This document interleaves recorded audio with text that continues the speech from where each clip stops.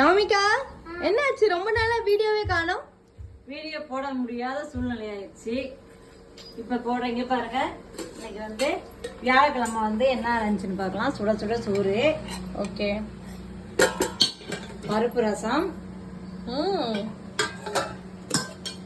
Beetroot பொரியல்,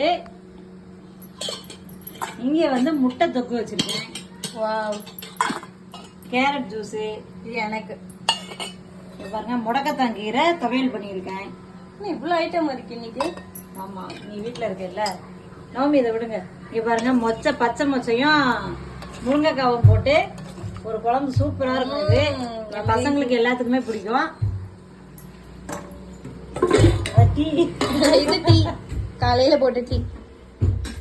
இதுதான் இன்னைக்கு வீட்டுல நம்ம வீட்டுல லஞ்சு. வாங்க சாப்பிடலாம். பாய்.